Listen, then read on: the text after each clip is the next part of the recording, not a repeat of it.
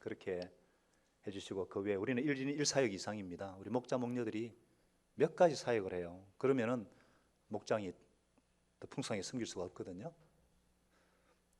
교사가 굉장히 중요합니다. 목사와 교사로 세우셨으니 그 다음 목자거든요. 그렇게 해주시겠습니까? 아무 대답이 없네.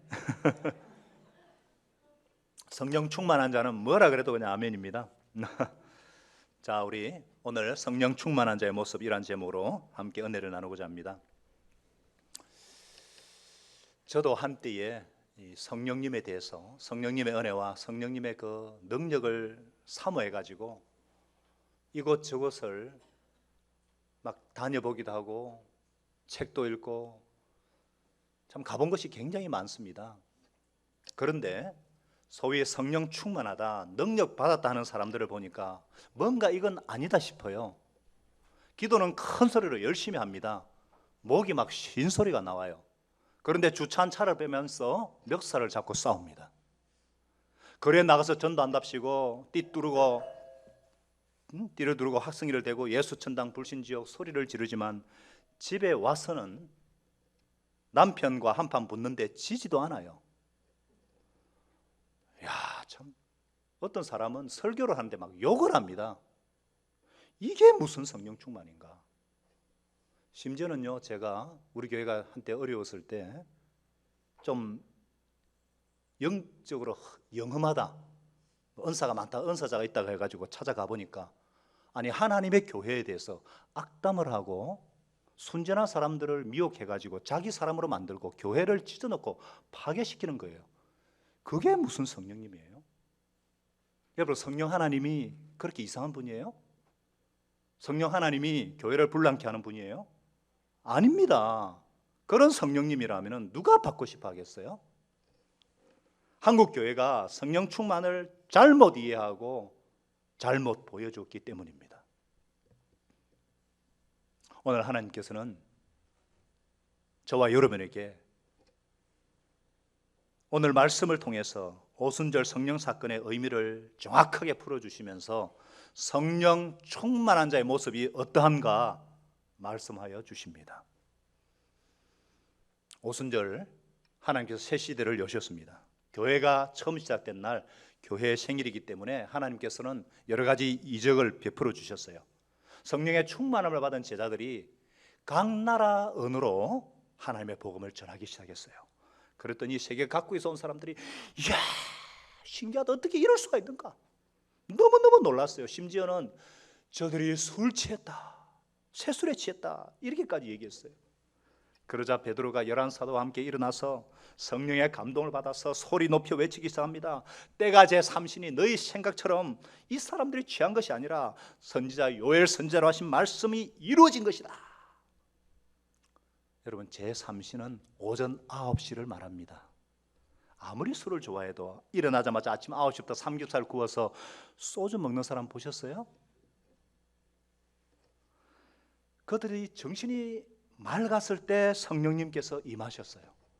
저는 성령께서 이 시간에 임했다는 것이 얼마나 감동이 되는지. 성령님은 예수님께서 죽으시고 부활하신 뒤 50일째 되는 주일날 오전 9시에 임하셨습니다.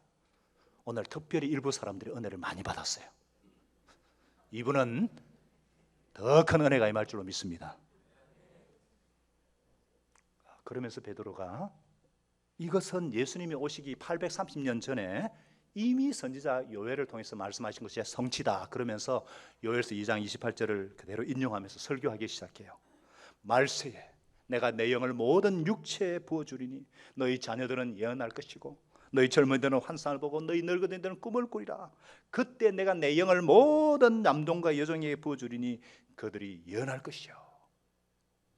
언젠가 때가 되면, 말세가 되면 하나님의 영이 사람에게 임하는데 젊은이나 늙은이나 할 것 없이 남자 여자 상관없이 신분의 고하를 막론하고 모두 그렇게 될 것이라는 거예요. 이 약속은 예수님이 오시기 800년 전에 말씀하신 것인데 그 당시 이스라엘 사람들로서는 상상조차 생각조차 할 수 없는 충격적인 말씀이에요. 그들은 하나님을 두려운 분으로 생각했습니다. 하나님은 아무에게 오지 않아요. 특별한 사람, 모세나 엘리야나 대단한 몇 사람에게만 하나님의 영이 임하는 경우가 있었는데 일반 사람이나 특히 여자나 하층민에게는 생각할 수 없는 사실이었거든요. 그런데 성경은 끊임없이 언젠가 그날이 오면, 그날이 이르면 모든 사람에게 하나님의 영이 임할 것이다. 그때는 더 이상 두려운 하나님이 아니라 그분의 구원의 은혜를 맛보는 그날이 올 것이다. 그렇게 예언을 했는데 바로 그 예언이 오늘 성취되고 실행되고 있다는 것입니다. 오랫동안 꿈꿔왔던 그 일이 지금 벌어지고 있다는 거예요. 여러분, 우리도 세상에서 참 말세야 말세 그러면서 말세라는 얘기를 참 많이 하죠. 말세, 세상의 끝이라는 이 단어의 성경적인 정확한 의미는 오래전부터 하나님께서 인류 역사의 마지막에 하시겠다는 하신 일이 있는데 그 일이 시작되는 시점을 말세라고 합니다. 바로 하나님의 아들 예수 그리스도께서 인간의 몸을 취해 이 땅에 오셔서 십자가에 돌아가신 후 부활하시고 성전하신 그때가 말세가 시작되는 시점입니다. 그때부터 그러면은 이 말세는 언제 끝날까요? 예수님께서 다시 한번 이 땅에 재림하시는 그날 끝이 납니다. 요엘 선지자가 예언한 대로 그날 사람들에게 성령이 오셔서 지금 막 제자들이 막 놀랍게 지금 하나님 말씀을 전하잖아요. 그때 성령이 오셔가지고 예언을 하고 환상을 보고 꿈을 꾸는 그것이 이제 이루어졌다는 거예요. 그런데 19절 20절에 하늘과 땅에 징조가 일어나고 해가 어두워지고 달이 핏빛으로 변하는 이 우주적인 현상은 아직 일어나지 않았거든요. 이건 어떻게 된 일인가? 이것을 신학 용어로 예언의 원근법이라고 이렇게 불러요. 하나님께서 예언을 하실 때 보통 여러 장면을 겹쳐서 보여주실 때가 있거든요. 가장 먼저 곧 닥칠 일, 그 다음에 세월이 지나서 예수님께서 오실 때 일어날 일, 그리고 언젠가 예수님이 다시 재림하셔서 이 땅의 역사를 끝날 때의 일, 이 세 그림을 동시에 보여주셨어요.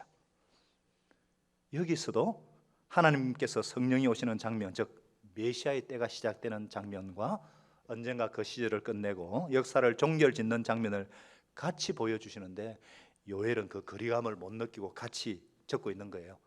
우리가 산을 보더라도 가까이 붙어 있지만은 직접으로 굉장히 멀리 떨어져 있잖아요. 그것처럼 하나님 요엘 선지자에게는 한꺼번에 보여주셨는데 이제 그것이, 자, 그러니까 베드로와 사도들도 말세에 살았고 우리도 말세에 살고 있습니다.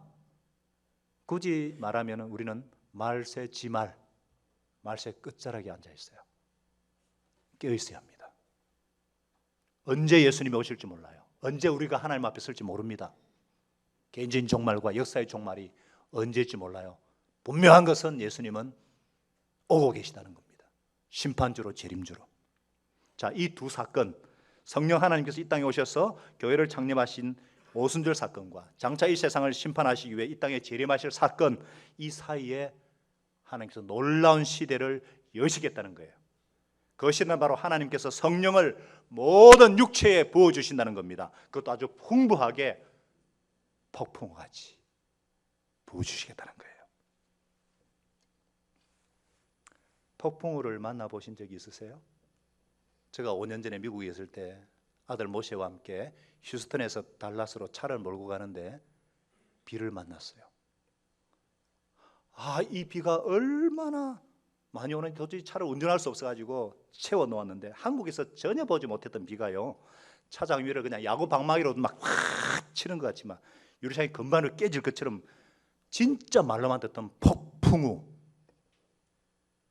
하나님께서 성령 하나님을 그렇게 풍부하게 쏟아부어 주시겠다는 거예요. 여기에는 영원히 부어 주시겠다는 뜻도 들어 있습니다. 한번 쏟아부은 것은 다시 담을 수가 없기 때문입니다. 사랑하는 여러분, 그래서 베드로가 33절에서 그 약속하신 성령을 아버지에게서 받아서 너희가 보고 듣는 이것을 부어주셨느니라. 이제는요, 이 시대는 누구든지 예수 그리스도를 나의 구세주여 나의 주님으로 맞아들이는 순간 하나님께서 성령님을 부어주십니다. 그리고 그 이후 그 성령 하나님은 내게서 떠나가지 않습니다. 구약시대에 특별한 사람들에게 임했지만 지금은 예수 그리스도를 믿는 사람이면 누구에게나 부어주십니다. 할렐루야.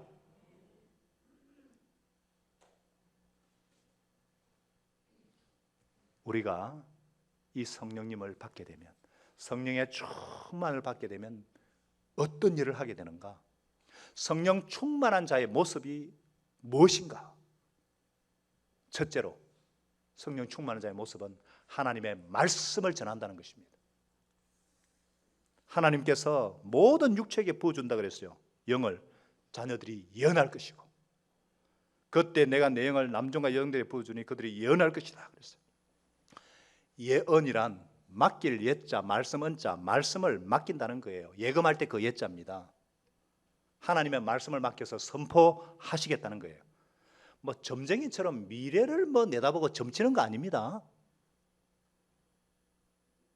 예언자란 하나님의 말씀을 선포하는 대변자, 대변인이에요. 대변인이 자기 소리 하는 거 보셨어요?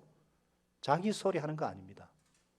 그런 점에서 설교자는 예언자입니다. 주일 설교는 하나님께서 그 공동체에 주신 하나님의 말씀입니다. 그렇기 때문에 그들은 먼저 하나님의 예언을 백성들에게 말하기 전에 하나님의 마음을 깊이 이해하는 것이 필요했어요. 구약의 예언자들 이사야나 예레미야나 에스겔이나 다니엘이나 다 이런 예언자들은 한결같이 하나님 앞에 무릎 꿇고 기도하던 사람들이었습니다. 하나님께서는 그들에게 하나님의 마음을 가르쳐 주셨어요. 사랑하는 여러분, 성령 충만한 자, 누가 성령 충만한 자입니까? 하나님의 마음을 깊이 이해하는 사람입니다.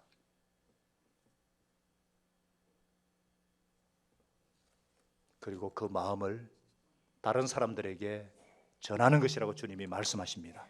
고린도서 2장 16절에 누가 주의 마음을 알아서 주를 가르치겠느냐? 그러나 우리가 그리스도의 마음을 가졌느니라. 이 시대는 정말 하나님의 마음을 아는 자가 필요합니다. 모든 사람들이 내가 어디서 와서 어디로 가며 무엇을 해야 하며 어떻게 살아야 하는지 몰라서 방황하고 있어요. 그저 그냥 열심히 살아갑니다. 그러나 멸망의 구렁텅이로 급히 달려가고 있어요. 하나님의 마음을 아는 자가 없어요. 나를 지으시고 이 세상을 창조하신 하나님의 심정을 아는 자가 없습니다. 누가 그들에게 그것을 깨우쳐 주겠어요? 성령 충만한 자가 해야 될 일은 이 하나님의 마음을 깨달아서 그들에게 하나님의 말씀을 전파하는 것이라고 말씀하십니다. 이러한 성령 충만한 모습들이 우리 자신과 우리 가정에 임하기를 바랍니다. 우리 자녀들에게 말씀을 가르쳐야 합니다. 그래서 우리 아이들이 예언을 하고 말씀을 암송하고, 우리 지난주 보셨잖아요. 유치부 아이들이 율동하면서 말씀을 암송하고 어른들보다 더 잘 암송해요. 친구에게 하나님의 말씀을 전하는 예언을 하는 역사가 일어나야 합니다. 남편에게 아내에게 가르쳐야 합니다. 친구에게 전해야 합니다. 이웃에게 VIP에게 전해야 합니다. 내가 성령 충만한가 아는가 간단하게 체크할 수 있는 방법이요, 내가 하나님의 마음을 지금도 내 자녀와 내 이웃들에게 전하고 있는가, 내 가족들에게, 목장 식구들에게, 친구에게 전하고 있는가. 이것이 성령 충만한 자의 모습이요, 성령 충만한 자가 해야 할 일입니다. 두 번째, 성령 충만한 자의 모습은 무엇이냐? 비전을 보고 꿈을 꾼다는 것입니다. 너희 젊은이는 환상을 보고, 여기서 말하는 환상을 요엘은 이상이라고 그랬고 우리가 흔히 쓰는 말로는 비전입니다. 비전. 성령 충만한 자는 비전을 갖게 된다는 거예요. 비전은 하나님의 마음속에 있는 것을 우리 마음에 품는 것입니다. 허황되고 막연한 몽상이 아니에요. 하나님의 마음속에 있는 그것을 내 마음에 두는 것이 비전입니다.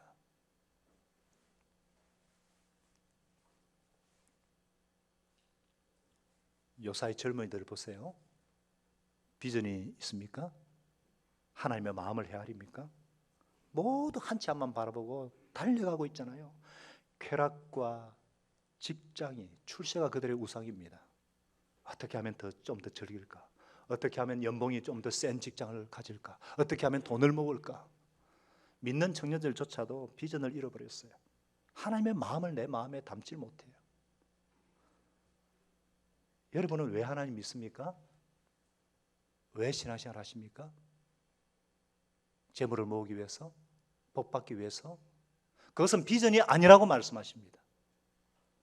하나님께서 부어주시는 성령을 충만히 받게 되면 하나님의 마음에 가진 것을 나도 갖게 된다고 말씀하십니다.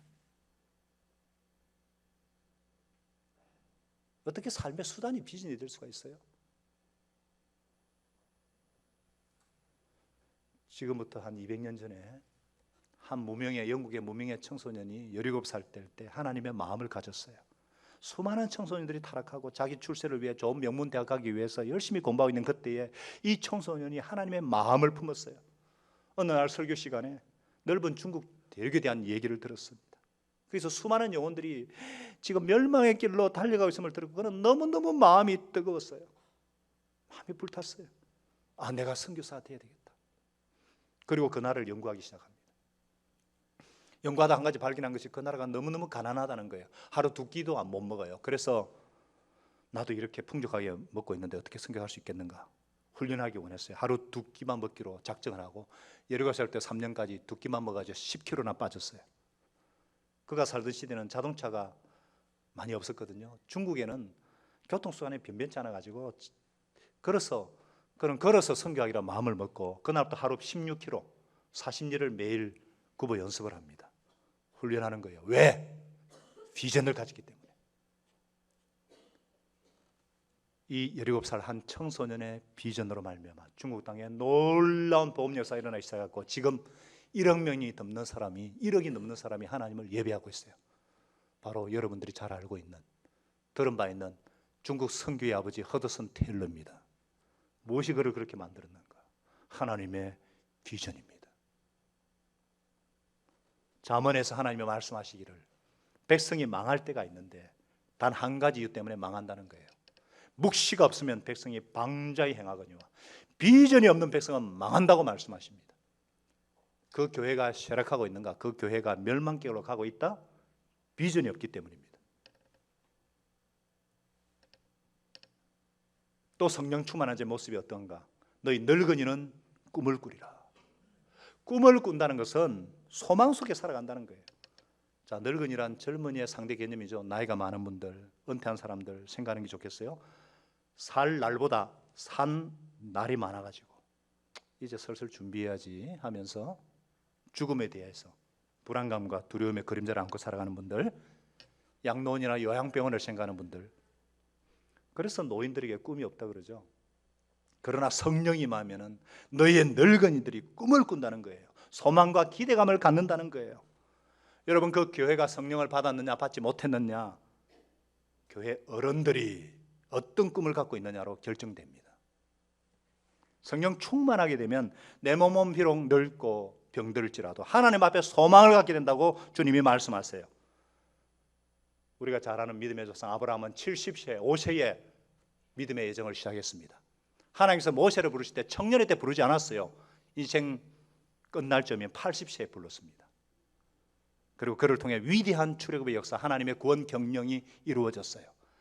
칼렙은 85세 때 강한 성 헤브론을 차지했습니다. 여호수아 14장 11절을 보세요.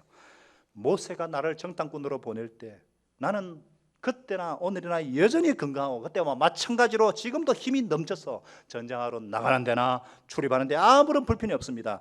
그 날에 여호와께서 말씀하신 대로 이 산지를 내게 주소서. 와, 멋진 노인이지 않습니까? 85살인데 자기는 40대였으나 80대나 정열과 힘은 똑같다고 말하고 있어요. 저는 여러분이 이런 축복을 받게 되기를 바랍니다. 우리 교회 어르신 목장이 살아 움직이기를 바랍니다. 여러분들의 지혜와 경륜과 연륜들을 자식들에게, 후배들에게 흘러보내시기 바랍니다. 얼마나 할 일이 많은지 몰라요. 밥 먹고 그냥 인생 회상이나 하는 그런 친교가 아니라 영혼 구원의 제자 삼아 주님의 소원을 이루어드리는 그 일을 위해 기도하고, 내년에는 선교지에 여행 가면 좋겠어요. 가까운데 효도 여행 정도가 아니라. 아무도 아멘 안 하시네. 그래서 정말 기도해주고 격려해주고, 자, 이런 사람들이 성령 충만한 사람 모습, 하나님의 사람의 모습이라는 거예요.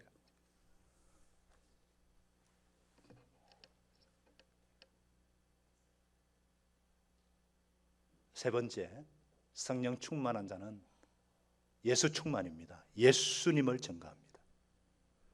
베드로가 하나님께서 성령님을 오순절에 보내주신 목적에 대해 설교를 이어갑니다. 이스라엘 사람들아, 이 말을 들으라. 너희도 아는 바에 하나님께서 나사렛 예수로 큰 권능과 기사와 표적을 너희 가운데 베푸사 너희 앞에서 그를 증언하셨느니라.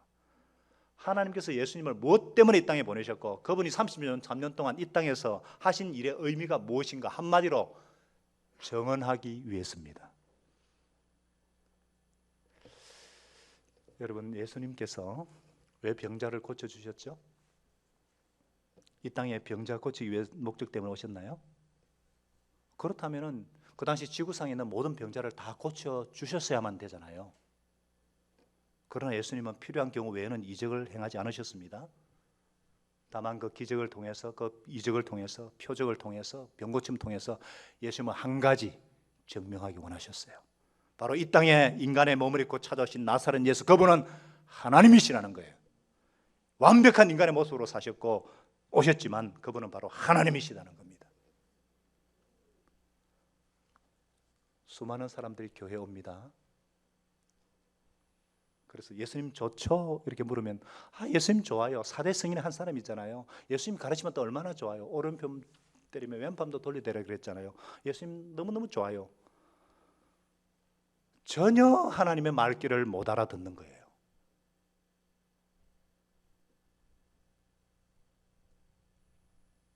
(2000년) 전에 예루살렘 말구에 태어나셔서 33년간 그 험한 삶을 사신 예수님은 바로 인간의 몸을 입고 오신 하나님이라는 것입니다. 그 육으로 오신 하나님께서 십자가를 지셨어요. 그러나 그것은 하나님의 뜻이었습니다. 그가 하나님의 정하신 뜻과 미리 하신 바 그대로 내어준 바 되었거늘 십자가는 하나님께서 계획하신 것입니다. 그런데 너희들이 법 없는 자들의 손을 빌어서 못 박아 주겠다는 거예요. 많은 사람들이 예수님의 죽음에 대해서 두 가지 얘기합니다. 참 안 됐다. 그렇게 착하신 분인데 어쩌다가 그렇게 돌아가셨누? 동정론자들. 또 하나는 예수님을 하나님으로 절대로 믿지 않고 실패자라는 거예요. 사회개혁과 사회구조를 뜯어고치려고 굉장히 노력하시던 분이었는데 실패했다는 거예요. 그래서 내가 두 번째로 구원자로 왔다고 떠들어대는 정신 나간 사람들이 너무너무 많아요. 그러나 베드로는 예수님이 십자가에 왜 돌아가셨는지 놀라운 말씀을 하십니다. 누가 예수님을 죽였다고 말씀하십니까? 너희가 법 얻는 자들의 손을 빌어서 너희가 죽였다는 거예요. 네가 죽였다는 거예요.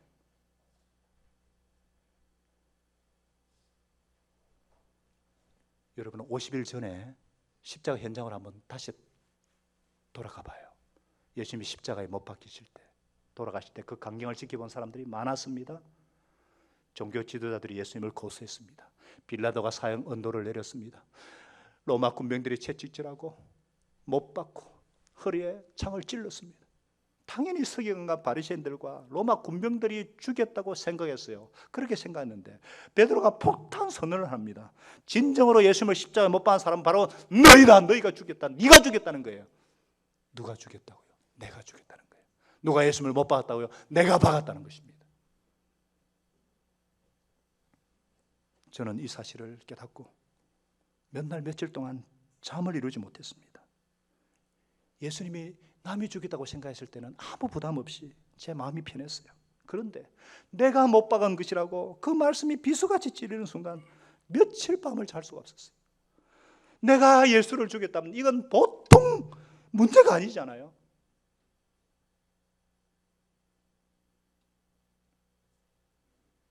여러분, 우리는 이 사실을 깨달아야 합니다. 우리가 이것을 깨닫지 못한다면 아직도 하나님의 마음을 모르는 거예요. 하나님은 거룩한 성품상 죄를 두고 보실 수가 없어요. 내 죄를 용서해 주고 싶지만 누군가가 반드시 피를 대신 흘려야 합니다. 그런데 하나님이 말씀하세요. 내가 너를 너무너무 사랑한단다. 내가 십자가에 왜 죽었는지 아니? 바로 너가 달려야 될 그 십자가를 내가 대신 달린 거란다.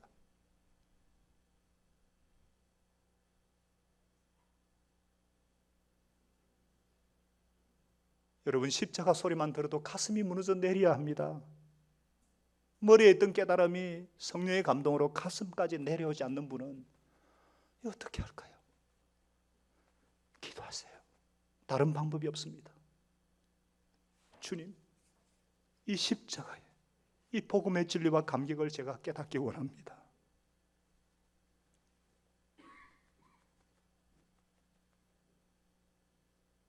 성령 충만한 자는 십자가 앞에 설 때마다 감격합니다. 그런데 하나님이요, 이 예수님을 부활시키셨어요. 하나님께서 예수를 사망의 고통에서 풀어 살리셨으니 이는 그가 사망에 매여 있을 수 없었습니다. 죄 때문에 죽음이 왔는데 죄 없는 예수님을 이 죽음이 잡아놓을 수가 없고 부활하셔야만 했다는 것입니다. 예수님이 부활하심으로 만유의 주, 이 세상 인류를 구원할 그리스도가 되신 것입니다. 할렐루야. 그러면서 그 증거로 22절부터 시편 16편을 인용을 또 해요. 그 한 구절을 보면은요, 주님께서 내 영혼을 음부 지옥에 버리지 않으시고 주의 거룩한 분으로 썩지 않게 하실 것이다.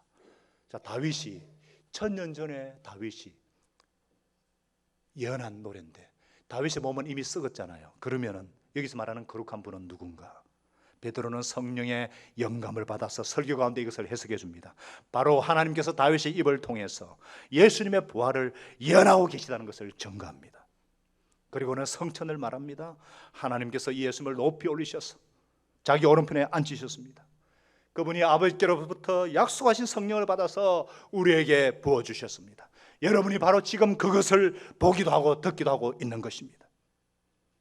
그 증거로 시편 110편 1절을 인용을 합니다. 다윗은 하늘에 올라가지 못했어요. 그러나 그가 말했어요. 주님께서, 주라는 것은 여호와입니다. 하나님께서 내 주님께 말씀하시기를 내가 너의 원수를 네 발 아래 굴복시키기까지 너는 내 오른편에 앉아있으라. 여호와 하나님께서 나의 주님이신 예수님께 말씀하시기를 너는 내 우편에 앉으라는 말씀이에요. 예수님의 부활 성천입니다. 사랑하는 여러분, 1000년 전에 다윗이 본 예수님의 부활을 누가 증거하고 있는가? 성령 충만한 베드로가 지금 증언하고 있어요. 우리가 이 일의 증인이다. 그리고 결론적으로 선포합니다. 그러므로 이스라엘 온 집이 정령할지니 너희가 십자가에 못 박은 이 예수를 하나님이 주와 그리스도가 되게 하셨느니라. 할렐루야. 여러분, 예수님은 4대 성인이 아닙니다. 기독교가 믿는 신이 아닙니다. 그리스도는 인류 역사의 중심이에요. 온 우주와 역사의 중심이에요. 그런데 어떻게 어떤 종교든지 괜찮다는 말을 하십니까? 나는 교회 다니고 어머니는 절에 다녀도 괜찮다. 어떻게 그런 말을 할 수가 있어요? 종교는 다 사람이 고안해낸 겁니다. 이 세상을 창조하시는 분은 예수님밖에 없어요. 사람이 썼을 수 없는 이 성경에 이것도 수없이 말씀하잖아요. 이 예수 밖에는 다른 이름을 구원 얻을 다른 이름이 없다는 거잖아요. 인간들이 주신 이름 중에 우리가 의지하고 구원 얻을 이름은 이 예수 이름 밖에는 아무도 없다는 거예요. 다른 이름이 없다는 말입니다. 그렇게 말씀하시는데도 고집스럽게 아니라고 주장하는 사람들은 이유가 뭐예요? 성경을 안 믿는 겁니다. 성경 안 믿는 것은 하나님을 거부하는 거죠. 그러면은 하나님 믿는다는 소리 하면 안 되죠. 그냥 마음 평안 얻기 위해서 교회 다니는 거고 종교 활동하고 있는 거지, 하나님 믿으면 그럴 수가 없다는 겁니다. 예수님이 모든 것의 중심이라고 성령 충만한 베드로가 증언하고 있는 것입니다. 오늘 하나님께서 베드로를 통해 말씀하신 성령님께서 오늘은 저희 입을 통해서 말씀하십니다. 아직 예수님을 한 번도 내 마음에 주님으로 모셔드리지 못한 분이 계시다면 하나님의 애타는 심정을 깨달으시기 바랍니다. 이미 예수님을 마음에 모셔드렸지만 내 삶의 주인으로, 내 마음의 중심의 주인으로 앉혀드리지 않은 분이 계시다면 오늘 그 주님을 모셔드릴 수 있길 바랍니다. 방언을 못해도 좋아요. 내 마음이 뜨겁지 않아도 좋아요. 이상한 현상이 일어나지 않아도 좋아요. 하나님은 나와 교제하기 위해서 이 땅에 육신을 입고 이 땅에 오셨고 나를 사랑하셔서 나를 위해 죽으시고 부활하셨어. 그리고 이제 성령으로 내 안에 들어오기를 원하세요. 이 예수님은 나의 유일한 구세주고 나의 하나님이십니다. 이 예수님은 장차 이 땅의 심판주로 재림주로 다시 오실 것입니다.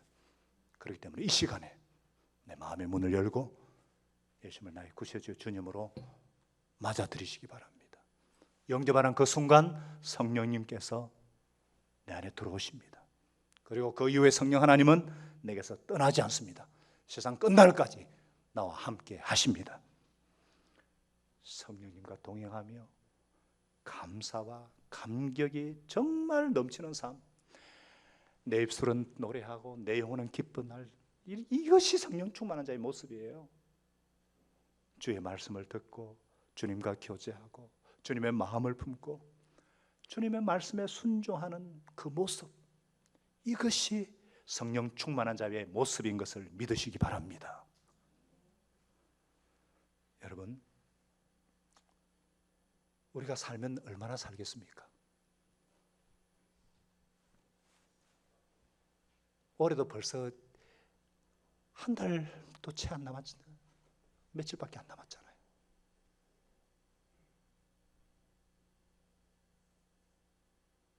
한 번밖에 없는 인생, 속히 지나갈 인생, 남은 생을 성령 충만한 정말 아름다운 삶을 사시지 않겠습니까?